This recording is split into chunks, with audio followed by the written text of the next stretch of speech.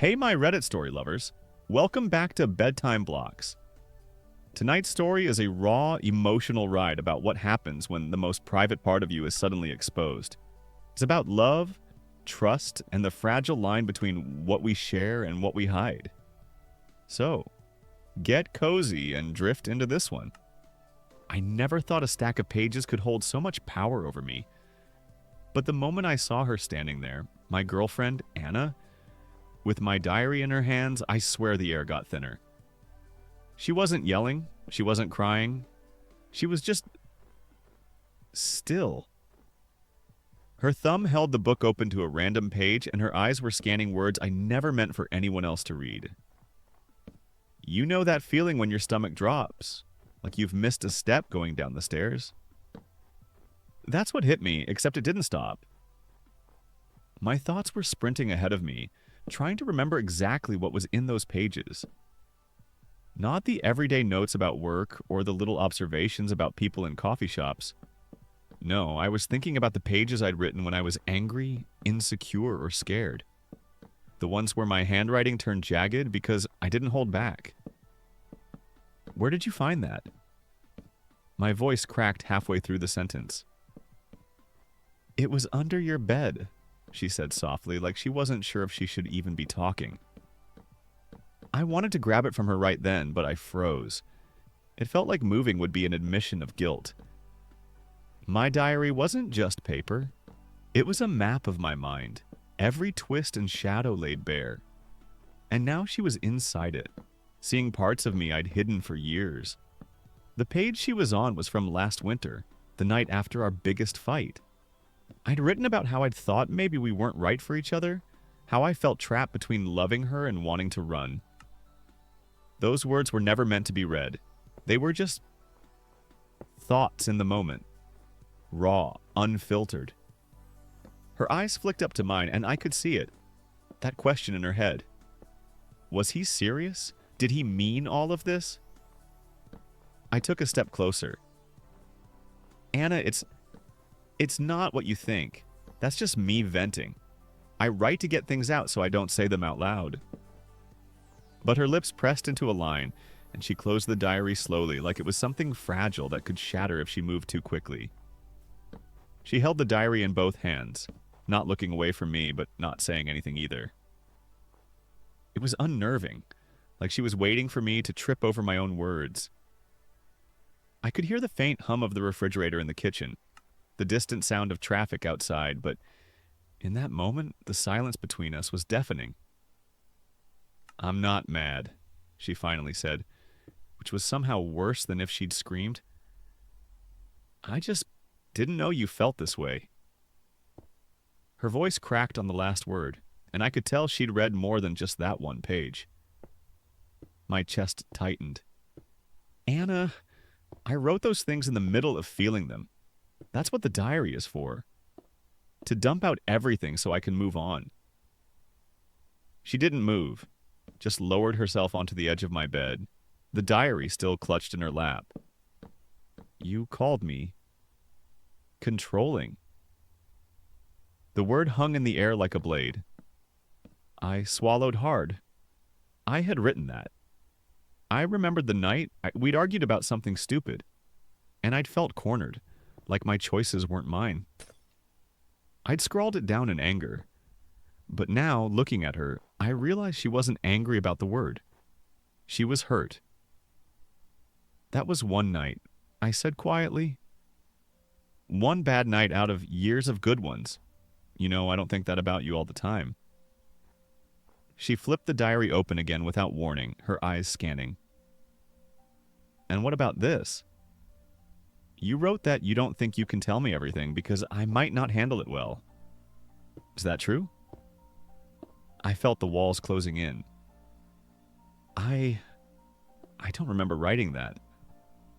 Which was only half true. I remembered exactly when I'd written it, after I told her about losing my job, and she'd spiraled into panic before I could even explain the whole situation. At the time, it had felt easier to just keep some things to myself until I could figure them out alone. Her fingers tightened around the edges of the diary. So you hide things from me. It's not hiding, I said quickly, sitting down next to her. It's protecting you. Sometimes I need to work through stuff before I share it. She looked at me then, really looked at me, and I could see the storm building behind her eyes. Anna set the diary on the bed between us, like it was some kind of evidence neither of us wanted to touch. You've been writing in this for how long? She asked. Years, I admitted. Since before we even met. Her eyebrows twitched up. So, there's stuff about other people? I hesitated because I knew what she was really asking. Yeah, but it's old, ancient history. She didn't respond right away. Instead, she slid her hand across the cover, fingers tracing the worn edges. Do you talk about me a lot in here? Yes, I said, without even thinking. And then, because I could see her bracing for it, I added, mostly good things. Things I'd never say out loud because they'd sound cheesy. Like the first time you laughed at one of my terrible jokes. Or how you always try to fix my hair when it's sticking up. For a moment, the tension softened. I saw her shoulders loosen, her lips almost curve into a smile. But then she flipped open to another page, one I recognized instantly. My gut clenched. It was from the week her mother had been in the hospital. I'd been frustrated, not at her, but at how helpless I felt watching her fall apart. I'd written about wanting space, about how exhausting it was to feel like I had to be strong all the time. She read it in silence, her eyes moving slower this time, as if the words were heavy. When she finished, she looked at me again, and this time her eyes were glassy. I didn't know you felt like that, she whispered. You never told me. I didn't want you to feel worse, I said quickly. I was trying to keep it together for you. But you resented me. The accusation landed like a stone. I wanted to deny it, to say it was all in the past, but the truth was more complicated. Back then, I had resented the situation. Not her, but the weight of everything we were dealing with. I just never admitted it out loud.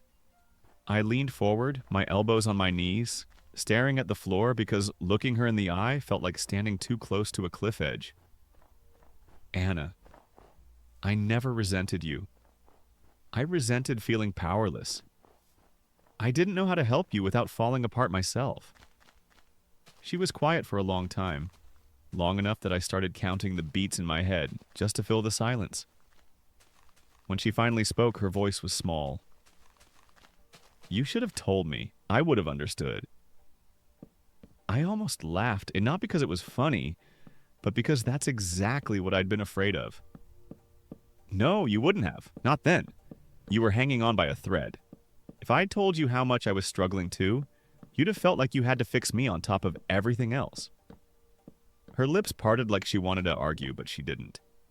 Instead, she closed the diary again and hugged it to her chest, as if letting it go would mean losing whatever connection to my thoughts she'd just had. I don't know if I can unhear some of this, she admitted. It's like I just met a different version of you. One that's been here the whole time, hiding behind paper. I finally looked at her. That version is just the part of me that I don't want to spill everywhere. It's not a lie, it's the shadows. We all have them. Her eyes softened for a fraction of a second, but then I saw it.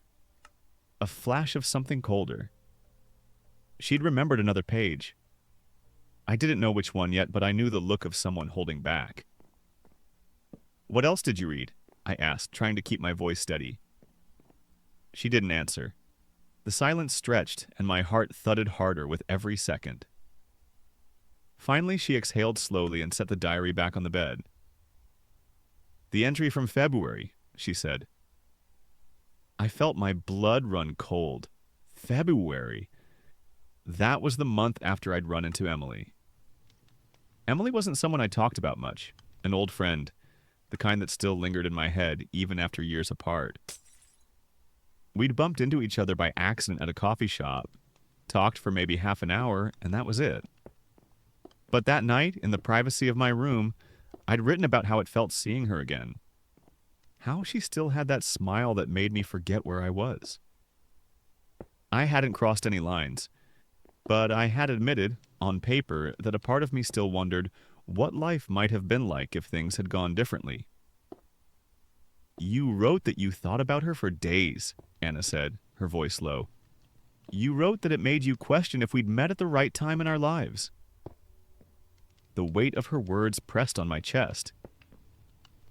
It was just a thought, Anna. Just me trying to make sense of old memories. She shook her head slowly. You don't write like that about just anyone. And you definitely don't question your relationship unless a part of you means it. I wanted to reach for her hand, but I could see the distance between us widening with every second. If you'd been there when I wrote it, you'd have seen how fast it came out. I didn't even pause. That's how I know it was just my brain unloading junk, not my heart making a decision. She didn't answer right away, and that pause scared me more than anything she could have said.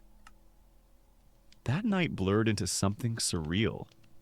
We sat there on my bed, the diary between us like a third person in the room, its presence too loud to ignore. Every so often, Anna would glance down at it like it might open itself and read something else aloud without permission. I feel like I don't know you, she finally whispered. You do, I said, but the words felt thin. You just know the version I want the world to see. This, I gestured to the diary, is the unfiltered mess. The side I don't even fully understand half the time. She bit her lip, eyes darting between me and the closed book. So if I hadn't found this, would you have ever told me any of it? I didn't have to think. Probably not, but not because I wanted to hide it. Because I didn't think it would help either of us. Her brow furrowed, like she was trying to untangle my words, but kept finding knots. And now that I do know? I hesitated. Now, we figure out if you can live with it. If you can see all of me and still want to stay.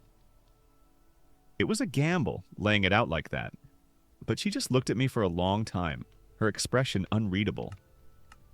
Then she stood up, holding the diary against her side. I need time, she said simply. And before I could stop her, she walked out with it. The sound of the front door closing was sharper than it should have been, echoing through the empty apartment. I sat there staring at the dent her body had left in the mattress, feeling like the walls had pulled in just a little tighter. She had my diary. My entire diary. It wasn't just the recent entries that worried me. It was everything.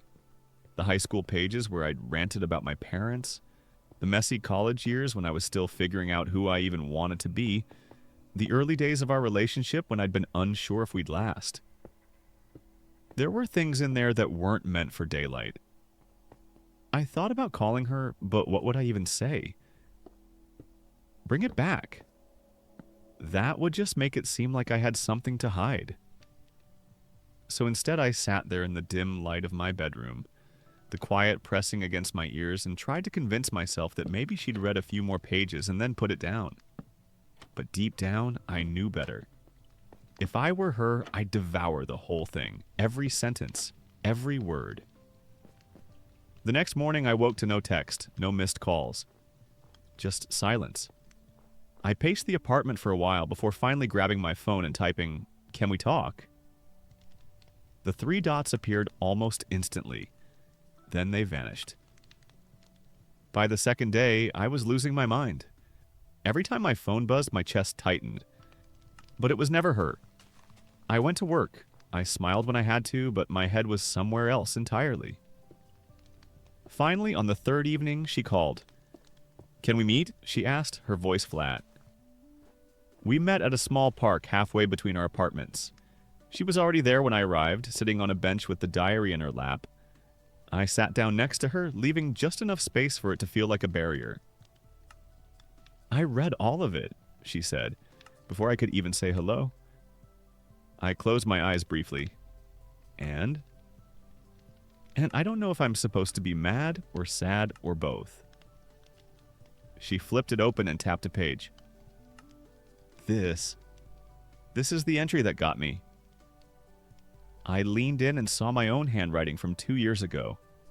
It was the night we'd first said, "I love you." On the outside, I'd been over the moon. But in those pages, I'd confessed that I wasn't sure I was ready to mean it yet. That part of me had said it because I was afraid she'd leave otherwise. My stomach twisted. That was years ago, Anna. I was scared. I didn't know how to be in a relationship like ours yet. She shook her head slowly. But you let me believe it was real from the start. It became real, I said quickly. Isn't that what matters? She didn't answer. She just stared out at the darkening sky. We sat there for a while, the sounds of distant traffic and the occasional bark of a dog filling the spaces where our voices should have been. I also read the part about your dad, she said eventually. That one caught me off guard. My dad wasn't something I talked about. Not to friends, not to her. The diary held pages about him I'd never meant for anyone to see. The resentment, the guilt, the way I still sometimes dreamed about telling him all the things I never could while he was alive. I swallowed. Yeah, I figured you might. You never told me he hit you, she said softly. I stared at my hands. Because it's not the kind of thing you just drop into conversation over dinner. Her voice wavered. I wish you had. Maybe I would have understood you better. There it was. The thing I hadn't realized I'd been afraid of. The diary wasn't just exposing my ugly moments. It was exposing the parts of me I'd kept buried so deep even I avoided them. She closed the book, holding it with both hands like it was something fragile. This diary, it's like a different you. And now I don't know which version is real. They're both me, I said quietly.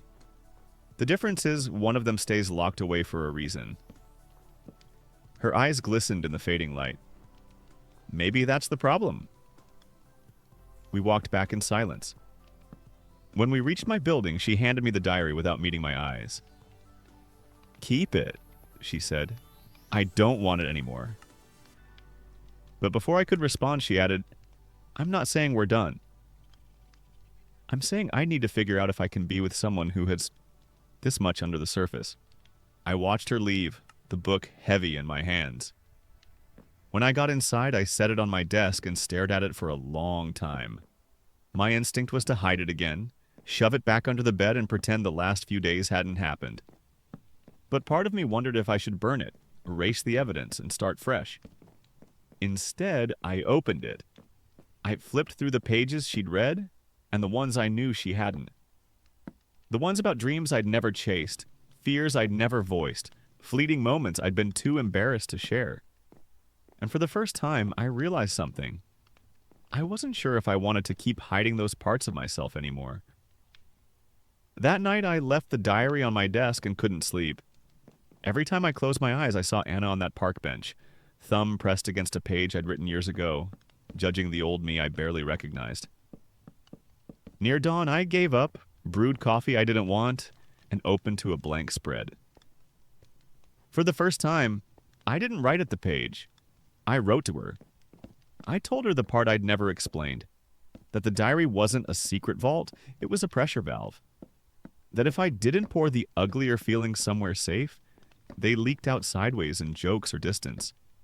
I told her about the first time I wrote as a teenager, how it stopped a fight from becoming a fracture.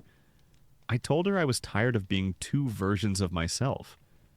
When I finished, I slid a sticky note on the edge. Raid me if you want the whole truth.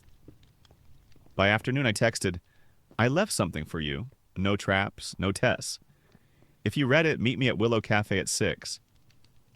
3 dots appeared, vanished, returned. Okay. At 5:50, I sat by the window with the diary on the table. The city moved in glass reflections, buses, bicycles, an old man tapping his cane. At 6:03, the bell over the door chimed and Anna walked in, hair tied back, eyes cautious but not closed. She sat. Her gaze fell to the sticky note. You really want me to read this? Yes, I said. Even the parts that make me look small. She opened to the letter, and I watched her shoulders rise and fall as she read, the way her mouth almost formed words she didn't say. When she finished, she ran a finger down the margin, then placed her palm over the page like she was testing if it was warm. "I don't think you're small," she said quietly. "I think you're messy and human." She looked up. "I'm mad you didn't trust me, but I'm also starting to understand why." I nodded, afraid that talking too much would turn understanding into debate. The barista dropped 2 waters with a gentle clink. Outside, a bus hissed to a stop. A kid laughed. Inside, it felt like weather had shifted half a degree toward spring. "I started reading because I was scared," she admitted. "You were distant. You'd start a sentence and swallow it. I thought there was something worse you weren't telling me, so I went looking for a monster and found a mirror." I exhaled. "What did the mirror show you?" She tapped the page. "That I do try to control things when I'm anxious. That sometimes I want your emotions to be digestible because mine feel like a flood." She reached into her tote and pulled out a small, battered notebook I'd never seen. "This is mine. It's not as full as yours. I write lists more than feelings, but I wrote something last night." She flipped to a page, turned it toward me. Her handwriting was neat, careful. If love is only what we say out loud, it gets polished until it squeaks. If love also includes the drafts, maybe it can breathe. I swallowed around the sudden heat in my throat. "I didn't know you journaled." "I didn't, not really. I started after your dad page. It felt unfair to demand honesty if I wasn't willing to try." We sat there with both notebooks between us like 2 lanterns, each throwing a different shadows. "What do we do with them?" I asked. "Maybe," she said. "We stop using them as walls. We tried an experiment. For 1 week, we would keep writing as usual, but we'd mark 1 page each day with a small circle in the corner. Witness pages the other was invited to read after 24 hours. Not snooping, not proof hunting, just witnessing. The rule was simple. No arguing about a witness page the same day it's read. Let it sit. Return the next day with curiosity, not judgments. The first day, my circled page was clumsy. I wrote about fear like it was a math problem. Inputs, history, stress, fatigue. Outputs, withdrawal, jokes, picking fights. I cringed while drawing the circle. She read it that night anyway and texted a single heart, which somehow said more than a paragraph. Her first circle page was sharper than mine. She wrote how the word controlling from my older entry stuck in her ribs. How she knew she tightened her grip when things felt wobbly because she grew up with a mother who overflowed and a father who disappeared into work. Her job in the family had been to be the lid, the line that knocked me sideways. Sometimes I try to organize your feelings because I'm scared they'll organize me. On day 3, an old fault line cracked. I wrote briefly about seeing Emily at the grocery store, not a conversation, just a flash of familiar face near the apples. I wrote that my stomach tightened, not with longing, but with the memory of who I'd been when I last knew her. I circled the page because the rule was the rule, and because I wanted proof, for myself, that honesty wouldn't kill us. Anna read it the next day, placed the journal on the table, and said, "I don't like how that feels." "I don't either," I said. "But I don't want to hide it." She nodded, jaw set. "Okay, then let's find a way to make feeling it survivable." We booked a couples therapist named Mara on a recommendation from a friend who described her as part scientist, part choir director. She had a room full of plants and a timer that looked like a gentle egg. She listened more than she spoke, then taught us a thing she called state before story. Name what your body is doing before you narrate why. So I learned to say, "My chest feels tight and my hands are buzzing," before I said, "I saw Emily." Anna learned to say, "My stomach dropped and I want to make a list," before she said, "I want to plan how we talk about this." It sounded hokey until it worked. Fights shortened. Silence felt less like punishment and more like a pause. We still flared. Old habits burn hot, but the fires found less oxygen. 2 weeks in, Mara suggested we try a ritual. Once a week, trade a page we want the other to read, not just the circled witness ones. A gift page, she said.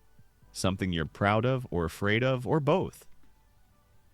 My gift page was about my dad. Not the hits.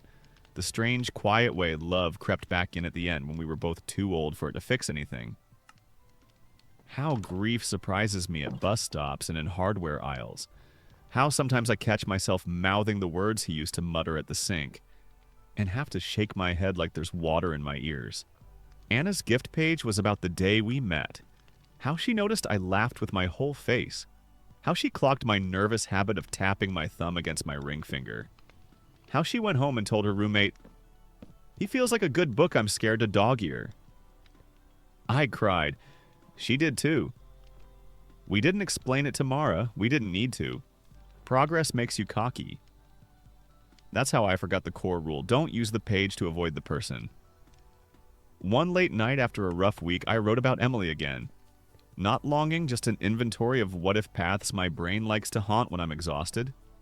I didn't mark it as a witness page. I didn't bring it up. I just pretended the writing was enough. 2 days later, Anna found the unmarked page by accident while searching for a recipe I'd scribbled earlier. She didn't confront me. She shut down. It was the old quiet. The one that says I'm packing my feelings into a carry-on and leaving the country. When I noticed, I panicked and flooded.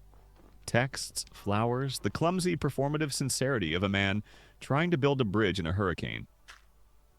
She ignored the gestures and came over with her notebook instead. "I need you to understand what happens in my head," she said, tapping her temple. When I read about her, even by accident, my brain opens every drawer labeled danger. She pushed the notebook to me. Her page read, "I don't want to police your thoughts. I also don't want to live with a stranger who keeps a museum to roads he didn't take." I sank into the couch. "I'm sorry," I said, and meant it.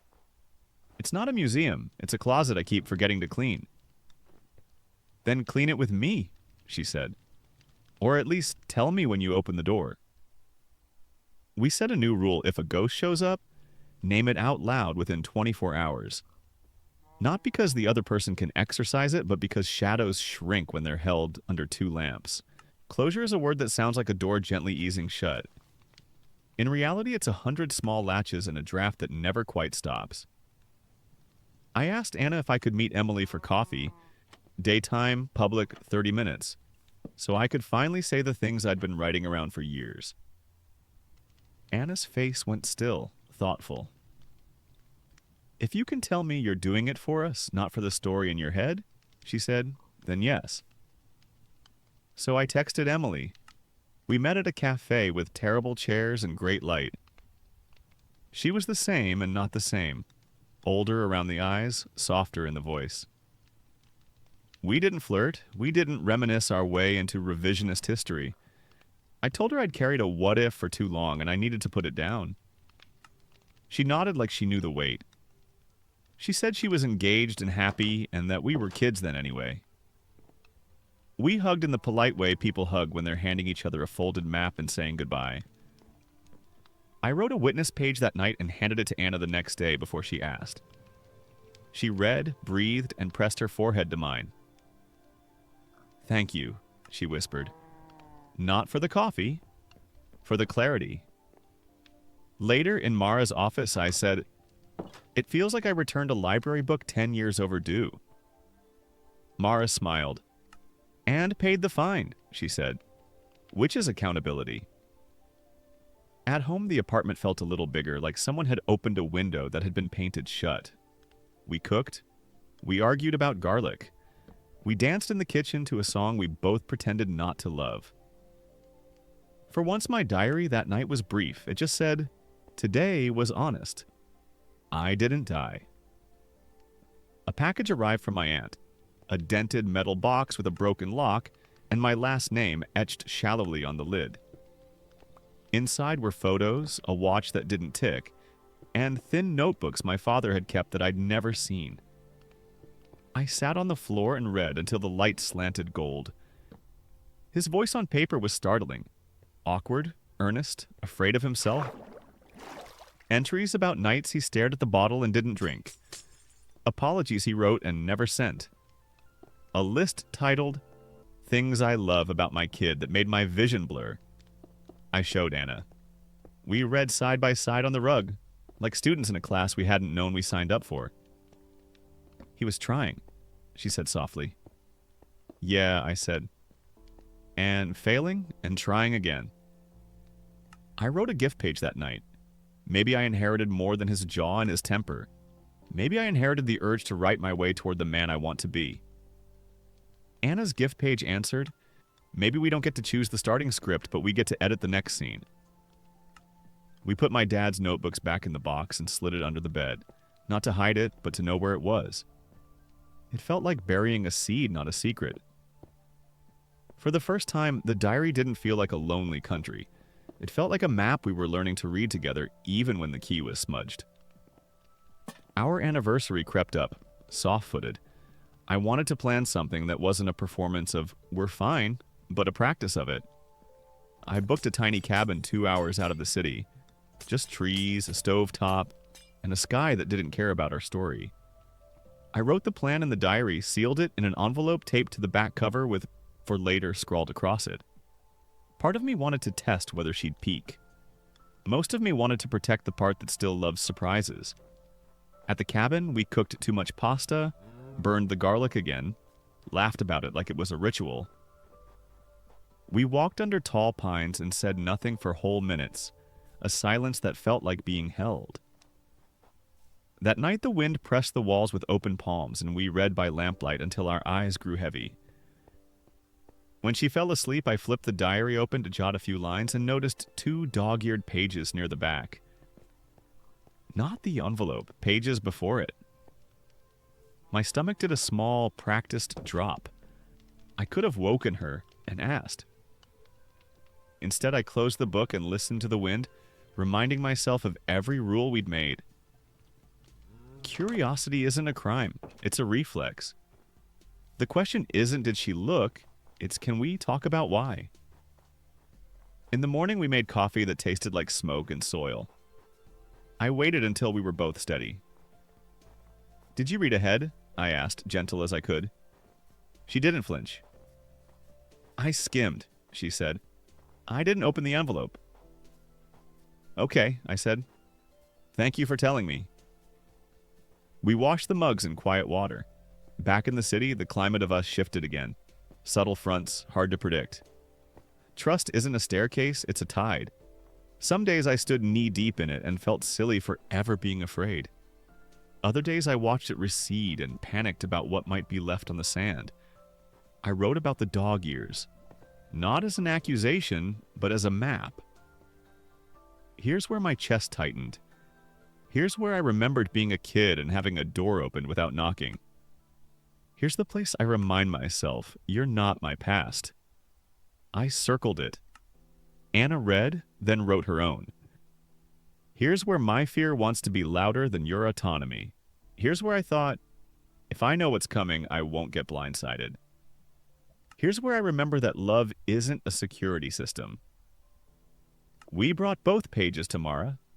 She said, you're doing the brave thing, naming the urge and choosing differently. Then she looked at me. And you? What are you choosing? I'm choosing to keep the envelope sealed until I'm ready, I said. Not because I want to keep her out, because I want to invite her in. That night, I untaped the envelope, slipped the folded page out, and stared at the words I'd written weeks earlier. My hands shook. It wasn't a plan for a trip. It was a plan for a life. I slid it back in, retaped the flap, and felt both terrified and certain, which I'm learning is the correct ratio for big things. We met at our first date place, the booth by the window that knows our elbows. I brought the diary and the envelope. She brought her small notebook and something she kept turning in her tote like a worry stone. The waiter asked if we wanted the usual, and we laughed because of course we did. I didn't open it, she said, nodding at the envelope. Even when you were in the shower, even when I was mad. I wanted to, I didn't. I believe you, I said. My voice was steady in a way it hadn't been in months. I peeled the tape, slid out the page, and placed it between us. It wasn't fancy. No poetic flourish, just plain words. On our anniversary, I want to ask you to marry me. Not the polished version of you or me, but the drafts, the edits, the crossed out lines. I want witness pages forever. She stared at it, then reached into her tote and set a small velvet box on the table like a confession. I found this weeks ago when I was cleaning, she said, eyes wet. I didn't open the envelope, but I did find the ring. I didn't know what to say when I was still reading the parts of you that scared me. She pushed the box an inch toward me, then pulled it back, hands trembling. I don't want a proposal I can only half answer. The room thinned. The clatter of dishes was suddenly very far away. So, I said, not trusting my knees to hold me if I stood, what do you want? She closed the box, placed both palms on the table like she was steadying a map in wind. I want to say yes to all of you, she whispered, but I need one more thing first. I swallowed. Name it. Promise me the diary doesn't replace me, she said. Promise me the hardest pages get read together. I slid my hand over the open page, over the ink that still felt warm. I promise, I said. She opened the box. The ring caught the light. Then ask me, she said, voice shaking, smiling through tears. I slid the ring gently onto her finger, the metal cool against her skin. For a moment, everything else in the room faded. The clink of cutlery, the low hum of conversations, even the faint music overhead. It was just her, sitting across from me, eyes shimmering in a way I'd never seen before. She looked down at the ring, then back at me, a small smile breaking through her tears. It fits, she whispered, almost like she didn't want to disturb the moment.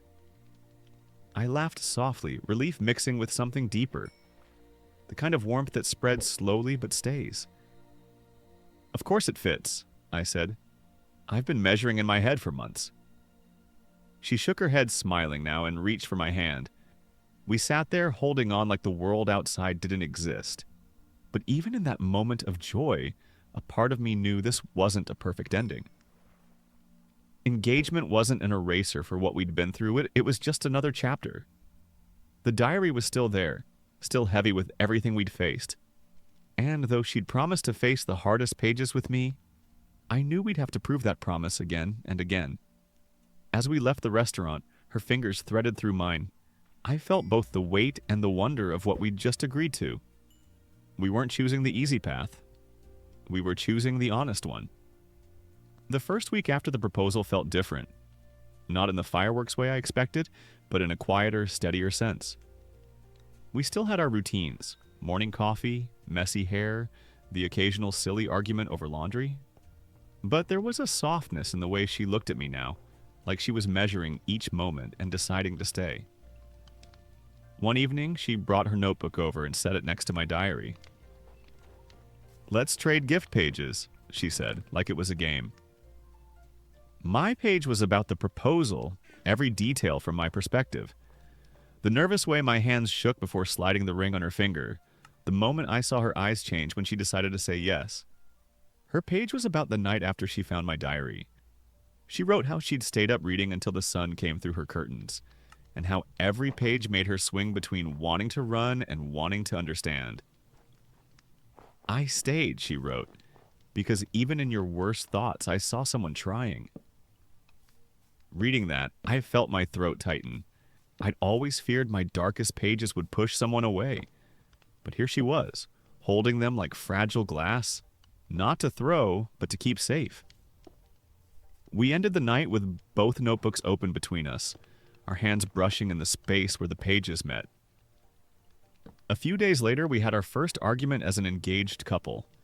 It wasn't dramatic, no shouting, no slammed doors. but it cut deeper than I expected. I'd written an entry about feeling overwhelmed with work and wedding planning before we'd even started.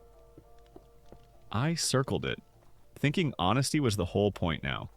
But when she read it, she went quiet in that way that said the words had landed heavier than I intended. "So you're already regretting this?" she asked later, standing in the kitchen with her arms folded.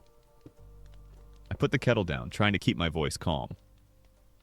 I'm just scared of how much we're taking on. That's different." She shook her head, eyes narrowing slightly. It's hard to separate fear from doubt when I'm the one reading it on paper. That's when I realized the witness page system wasn't just about transparency. It was about learning how our words could echo differently than we meant them. We sat at the table, my diary between us, and talked until the kettle's water went cold. I told her fear didn't mean I wanted out. She told me doubt was her trigger, and sometimes my writing read like a warning. We agreed to add context when the words might be sharper on the page than in the moment. That night, my new entry started with a sentence I hadn't used before. "I love you. Here's the messy part." We kept writing and sharing, but the process began to change us in subtle ways. The diary stopped feeling like a vault and started feeling like a bridge. Fragile in places, but strong enough to walk across together if we were careful. Some days she'd mark a page with a smiley face instead of a circle, and I'd know it was something light. A memory of our first road trip, or the way I snore when I'm too tired to notice. Other days she'd circle an entry and hand it over without a word, and I'd brace for the kind of honesty that left the air heavy. One of those days, she wrote about how she still checked my tone when I said certain names. Old friends, co-workers, even Emily. "It's not mistrust," she explained. "It's my fear putting on work clothes." I didn't know whether to laugh or cry at that line. I wrote back that my own fear sometimes showed up dressed as detachment, making me quieter when I should speak. The exchange didn't fix the habit, but it made the pattern visible, and that was a start. One evening, I caught her flipping through the earliest pages of my diary again. "What are you looking for?" I asked. She smiled faintly. "Not looking," reminding myself how far we've come. And in that moment, I realized she wasn't reading to find flaws anymore. She was reading to see growth. Around the 3rd month of our engagement, I had a dream that shook me enough to write about it the second I woke. In it, we were both old, sitting on a porch, our diaries stacked high between us like bricks. We didn't speak, just kept turning pages as if conversation wasn't necessary anymore. When I told her, she asked if the dream felt good or bad. "Both," I admitted.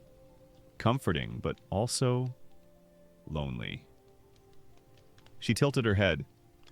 "Maybe it's a reminder that writing is supposed to lead somewhere. To action. To words spoken out loud." That idea stayed with me. I started using my diary not just to vent or reflect, but to draft conversations I wanted to have. Some were small, telling her I loved the way she hummed when cooking. Some were bigger, admitting that I was terrified of repeating my father's mistakes. When I shared those pages, the conversations actually happened, and every time they did, it chipped away at that porch image from my dream, replacing silence with something living. One night, after reading one of my entries about a particularly rough day, she closed the diary and said, "I think we're finally learning to let the words escape the page." And she was right. What we were. For the first time, the diary wasn't a substitute for our relationship. It was part of it, woven in like a thread we'd both chosen to hold. Wedding plans crept in slowly like ivy. It started with colors and venues, then spiraled into seating charts and music playlists. I wrote about the excitement, but I also wrote about the pressure, how every decision felt like it carried the weight of what kind of couple we were. One entry read, "If we can survive picking a caterer, we can survive anything."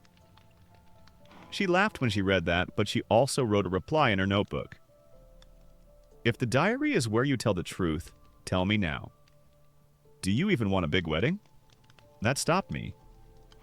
The truth was, I didn't. I wanted something small, almost private, but I'd gone along with the bigger plan because I thought she wanted it.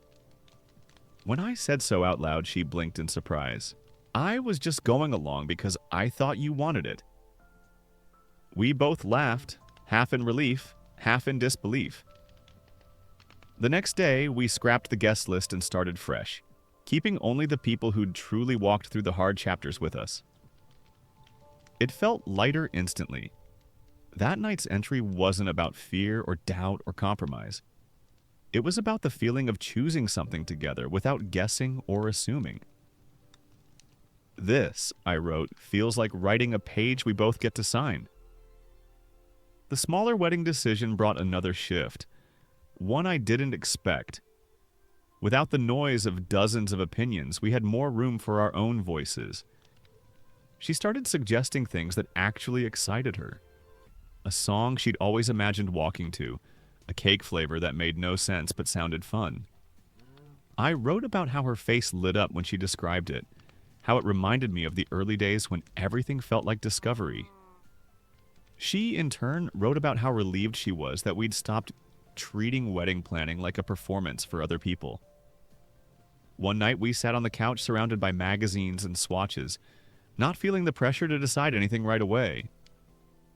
I realized then that the diary had given us a skill I didn't know we needed, the ability to pause. We didn't have to rush through the process just to check boxes. We could stop, breathe, and return to it when it felt right. That entry ended with a sentence I circled for her. If our marriage is built the way we're building this wedding, I think we'll be okay. She read it, smiled, and wrote in her own notebook. I think so too. And for the first time in a long time, there was no heaviness in the air. Just the quiet satisfaction of knowing we were finally moving at our own pace. As the weeks went on, I noticed something subtle. My diary entries were shorter. Not because I had less to say, but because more of it was being said out loud. It was strange, like watching a familiar habit slowly change shape without me forcing it. One evening, I told her, I think I'm writing less because we're talking more. She smiled over her tea. Good. Maybe the diary's doing its job. That night, instead of writing alone, we sat at the kitchen table with both notebooks open. We wrote side by side for half an hour, then traded pages without the usual pause. Her page was a memory from our first trip together. How she'd gotten lost while I ran into a store for water, and for a minute she thought I'd left. My page was about how I'd spotted her in the crowd outside, scanning for me, and how that moment made me realize I couldn't imagine not finding her. Reading them back to back felt like holding two halves of the same photograph. We laughed at the parts we remembered differently, and for the first time, the act of sharing didn't feel risky. It felt like storytelling, the kind you do when you're certain the other person will stay for the ending. I closed my diary early that night, content with knowing we'd already lived the best page of the day together. Then came the night of the storm. Rain hammered the windows, the kind that makes the city sound smaller. We'd been planning to watch a movie, but instead she pulled her notebook from the shelf and handed it to me. I want you to read something, she said. Her voice was steady, but her hands weren't. The page was from the week she first found my diary, the part she hadn't told me about. She wrote how she'd sat on her couch, diary open on her lap, convincing herself she'd been right to look. Then halfway through, she started to feel sick. Not because of what she read, but because she realized she'd been looking for proof that I was already gone. I thought if I found something bad, it would hurt less when you left, she'd written. My chest tightened. I reached for her hand. I'm not leaving, I said, the words almost too simple for what I felt. She met my eyes. I know now. But back then, I didn't trust that anyone would stay if they saw everything. That night, I wrote an entry about storms, how they don't change the house, but they test it, and how sometimes the best part is when the rain stops and you realize the roof held. As our wedding day crept closer, I found myself looking at the diary differently. It wasn't a confession booth anymore. It wasn't even just a habit. It had become a record of how far we'd traveled. and how close we'd come to losing the road entirely. On a quiet Sunday morning, I flipped to the first entry about Anna back when we'd just met. The handwriting was different, looser, like I'd been unsure how permanent she'd be. Now, years later, she was in almost every page, even the hard ones, especially the hard ones. I decided to write something new on that very first page. Above the old words, this is where the story really began. When I showed her, she laughed softly. You know you just ruined the historian in you, right? Maybe, I said, but I think the best parts of history are the parts you write over. We spent the rest of the morning reading old entries together, not flinching at the rough edges. It felt like holding our whole relationship in our hands. The beauty, the mess, the moments we almost didn't make it through. And as she closed the diary and set it on the table, she said, "Let's start a new one, together." And I knew she didn't mean just the book. We bought a fresh journal that afternoon. It wasn't leather-bound or fancy, just a sturdy hardcover in a deep green that reminded me of the cabin trip we'd taken months ago. On the first page, we both signed our names, side by side, like a quiet agreement. "What's the first entry?" she asked, pen poised. I thought for a moment before saying, "Let's write the same day from both of our perspectives." She smiled, liking the symmetry. We wrote in silence for nearly an hour, her on the left-hand page, me on the right. When we finished and swapped sides, I saw her version of the day was full of small details I'd missed. The way the light caught on my hair while I made coffee. The sound of my laugh when I dropped my keys. My page was about the warmth of her hand in mine at the market. The quiet contentment of doing nothing together. We didn't try to match tones or stories. We just let the pages stand side by side. Different, but connected. That night, I tucked the new journal into the drawer where the old diary used to live. Not as a replacement, but as an addition. For the first time, I realized that some parts of our story were meant to be told together from the start. The new journal quickly became a different kind of habit. Instead of circling witness pages, we'd decide together which days deserved to be in it. Some were small, a lazy Sunday with burnt pancakes. Others were bigger, visiting my dad's grave for the first time since I'd shared his notebooks with her. On that day, she wrote about how tightly I held her hand, how I didn't speak for the first 10 minutes we were there. My page was about the way she stood slightly behind me, as if letting me take the space I needed without leaving me alone. Reading them later felt like looking at the same photograph from two angles. One night, I suggested we add something new. A single sentence at the bottom of each entry that summed up how we felt in that moment. It could be silly or serious, but it had to be true. Mine was, "We're building something that doesn't scare me anymore." Hers was, "I think I'm learning to trust the quiet." We didn't say much after reading them. We didn't have to. The sentences said enough. Over time, those little lines became their own story within the story. A thread we could follow back through months, seeing how our voices had changed, softened, and grown. The closer we got to the wedding, the more the outside world tried to wedge its way in. Opinions from family, unsolicited advice from friends, the endless stream of must-have lists online. I wrote in the journal about how suffocating it felt, how I worried the noise would drown out what we'd worked so hard to build. Her entry from that day said, "It's only as loud as we let it be." That line stuck with me. It made me realize we could choose whose voices mattered. We started saying no more often, to traditions that didn't fit us, to invitations that felt like obligations, even to certain conversations that only drained us. One evening, after turning down yet another, "You have to do this" suggestion, we wrote in the journal together. This day is about what we can live with every other day after it. That became our quiet mantra. We even printed it on the inside cover of the ceremony program, small enough that only those who really looked would notice. It wasn't for the guests, it was for us. For the two people who had decided, against the odds, that honesty was worth more than perfection. The journal caught every step of that choice, inked in both of our hands. A week before the wedding, we went back to Willow Cafe. the same place I'd given her the envelope months ago. We brought the green journal this time, along with the old diary. We sat in the same booth, ordered the same drinks, and opened both books side by side. It was surreal seeing them together. The messy, jagged entries of the old life and the steadier, shared words of the new one. She flipped through my oldest pages, pausing occasionally but not lingering like she once had. I read her newer entries in the green journal, marveling at how her voice on paper had shifted from cautious to rooted. "It's like two versions of us meeting," she said, tracing her finger down the spine of the old diary. "One that was trying to survive, and one that knows how to." I told her I didn't regret the hard pages, that without them the green journal wouldn't exist. She nodded, then wrote a single sentence in our current entry.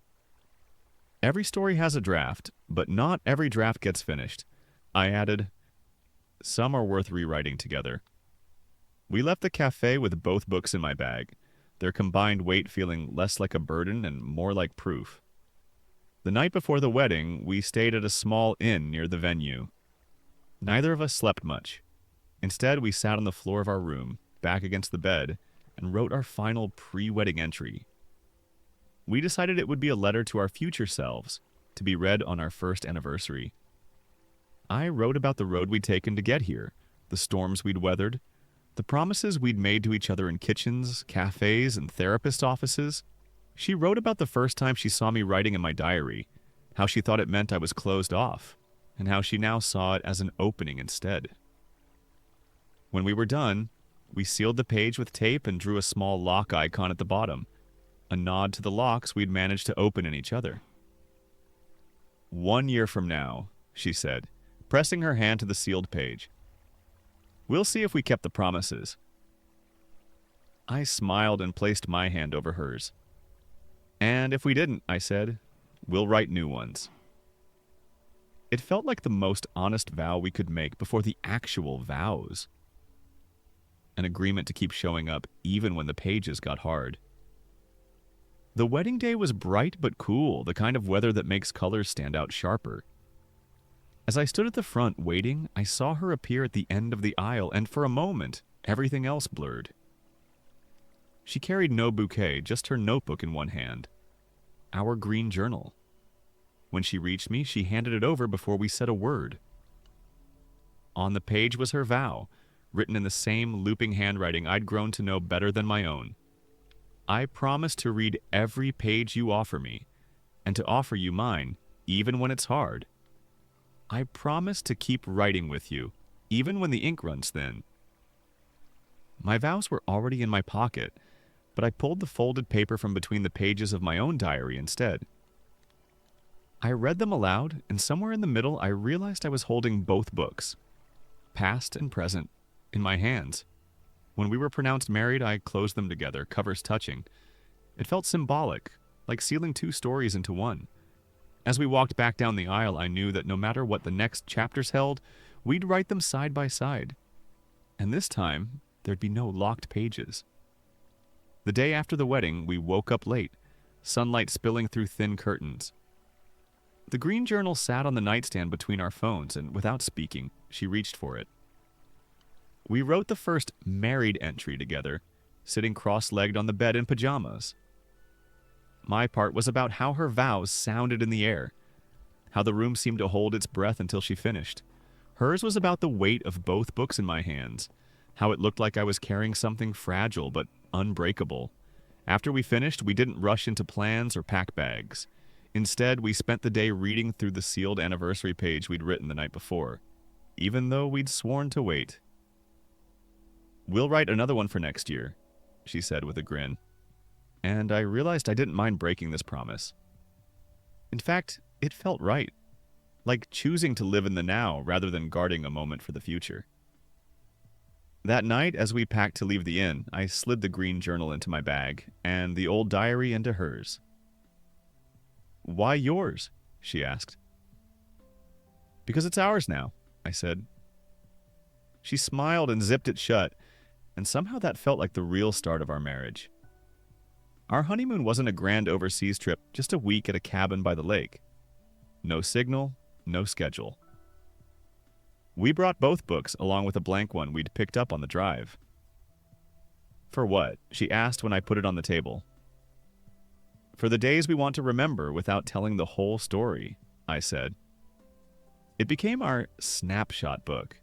We'd each write a single paragraph at the end of the day, summing up whatever moment stood out the most. Sometimes they matched, like the afternoon we swam until sunset, drying off on the dock with warm towels. Sometimes they didn't, like the rainy day I wrote about making pancakes while she wrote about how the sound of rain on the tin roof reminded her of childhood.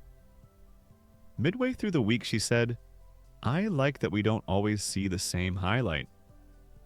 It reminded me that our perspectives didn't need to be identical to be connected. On our last night, we sat by the fire, each reading one snapshot aloud from the week. It felt lighter than the green journal, less loaded than the old diary, just simple, shared moments. Another layer in the record we were building together. Back home, life returned to its usual rhythm, but the books followed us everywhere. The green journal stayed on the coffee table, the snapshot book in her bag, my old diary on the shelf. One evening, she came home with a surprise one, a small wooden box with a lock. For the books, she said. Not to keep them hidden, to keep them safe. We placed them inside, stacking them in the order they'd been written.